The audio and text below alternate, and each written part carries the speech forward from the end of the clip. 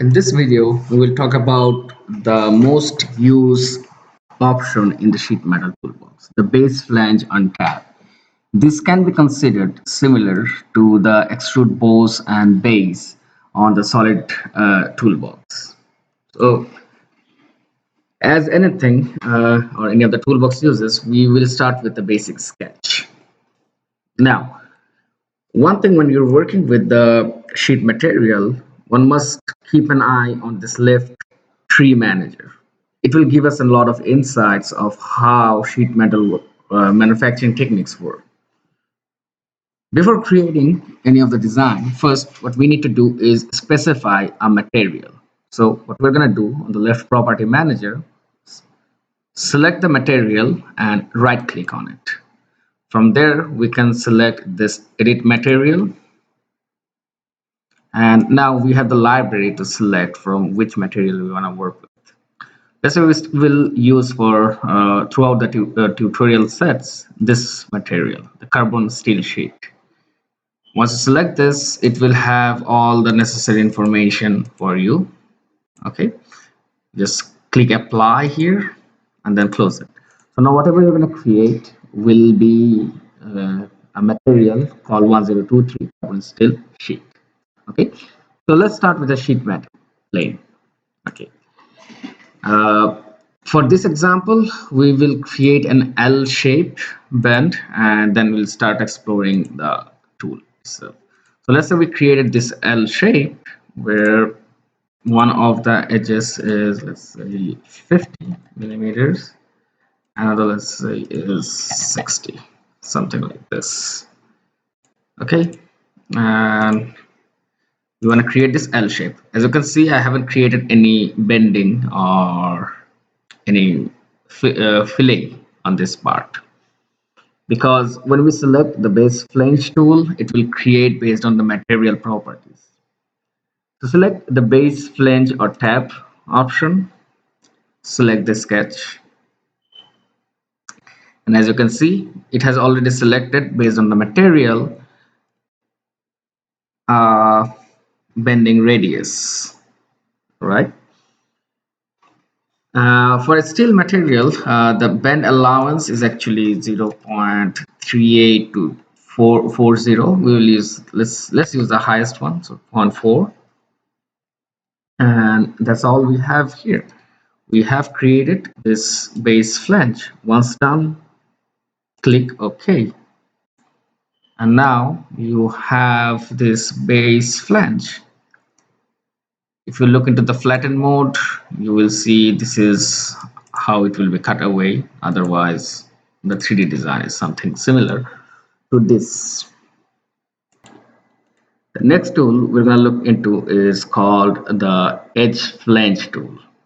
Okay, let's say instead of creating the L shape from the very beginning, what you could have done is created only one single line. So basically, let's say this 50, and then using the edge flange could have created a different flange line or this bended portion here.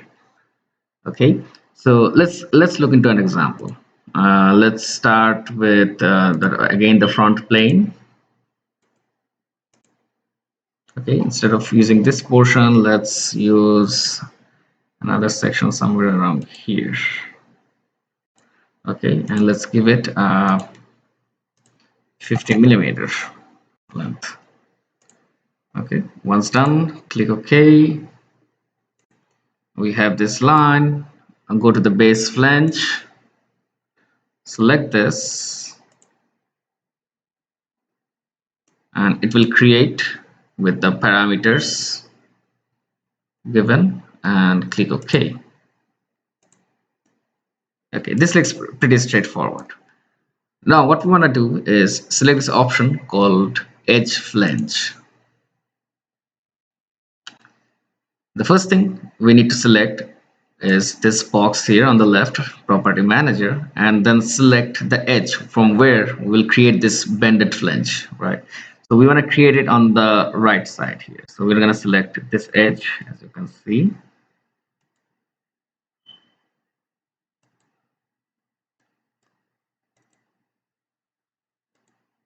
Okay. Selecting this it is a little tricky. For some reason, my computer is a little slow. Okay, and then on the left property manager, you can select this and give it a parameter called 60. Okay, now as you can see, instead of creating a whole L shaped, we could have just created one single plate and then created the additional flange using the edge flange option. We can also change the angle to how this flange has been set up. Let's say if you want to make it a 45-degree angle, this is how it will look like. Of course, this angle change is with respect to this axis. So what we're gonna do is, let's take a screenshot and let's draw on it. Okay, red pan. So this is the axis and this is the angle that we're gonna make. So as I change it to 45, this is the 45-degree angle. Or if you want to make it, let's say 120, it will go another way around. Of course, based on that, this bending allowance is also changing. Okay, so for this example, let's keep it to 90 degrees. Okay, then next, if you go here, you will see there are quite a few options, which is called the flange position, how it will be positioned.